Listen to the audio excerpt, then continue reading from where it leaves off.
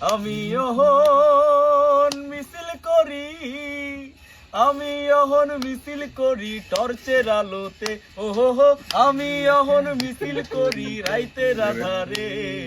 ও হাসিনা গেছিস, ও হাসিনা গেছিস কিনা ভুইলাই আমারে। চলো। শিবির দলের ডান্ডা খায়া তলা হইল সারখা, পার্টি অফিস গুলায় নামে আকাল হাহাকার।